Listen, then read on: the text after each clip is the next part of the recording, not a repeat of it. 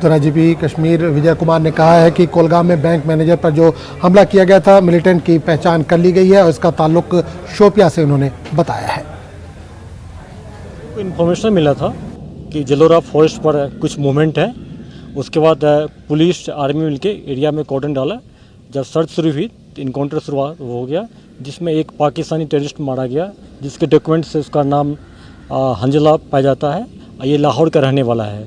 उसके पास AK-47 5 magazine मिला है, काफ़ी हथियार, और वहाँ से 2 पाकिस्तानी टेररिस्ट भागने में कामयाब में हो गया, लेकिन उसका दोनों का पिट्ठू गिर गया। उसमें बहुत सारे डॉक्यूमेंट्स मिला है, जिस पर हम लोग और स्टडी कर रहे हैं।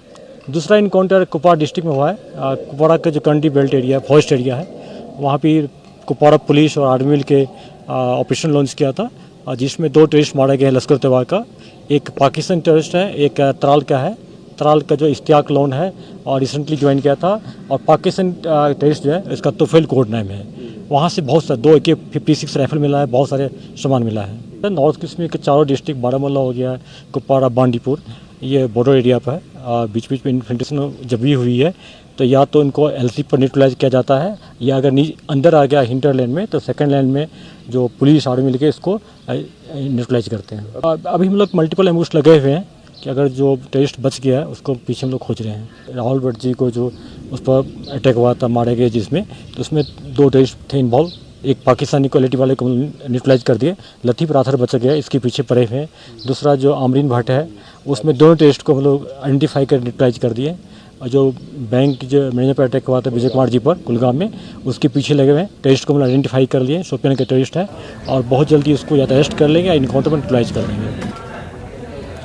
सालाना खीर भवानी मेले का कल से आगाज़ होने वाला है। इस मेले में बड़ी तादाद में कश्मीरी पंडित शिरकत करते हैं, लेकिन इस बार कम लोग इंटरेस्ट दिखा रहे हैं।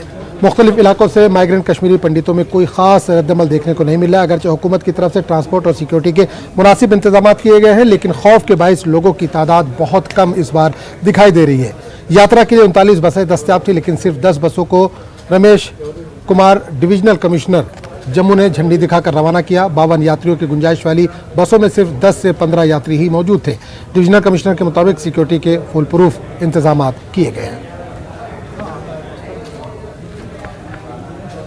अब हमने पूरी व्यवस्था की हुई थी और सभी लोगों को कहा गया था, जितने लोग जाना चाहते थे उनको हमने सबको यहाँ से अलाउ किया है। सुरक्षा व्यवस्था पूर्णतः पूरे जो है प्रबंध किए गए हैं। सुरक्षा में किसी की तरह कोताही नहीं है। यहाँ से लेकर के और आगे कश्मीर डिवीजन में भी पूरी तरह से सुरक्षा के पूर्णतः प्रबंध किए गए। श्रद्धालु अपना बेझिझक जाए, वहाँ पर सरकार की तरफ से पूर्णतः प्रबंध किए गए हैं। खीर भवानी में भी और एन रूट भी सब जगह पूर्णतः अच्छे ढंग से प्रबंध किए गए हैं। DCs, SP सभी की तरफ से प्रबंध किए गए, इनको किसी भी तरीके से कोई असुविधा नहीं हो।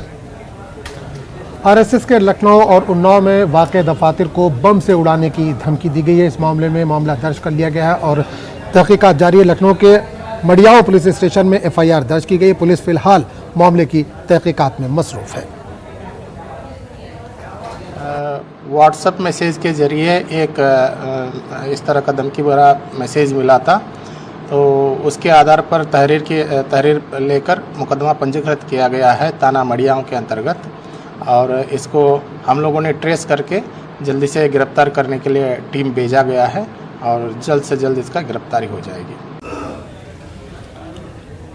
सुप्रीम कोर्ट के हाथे में वाक़ यूको बैंक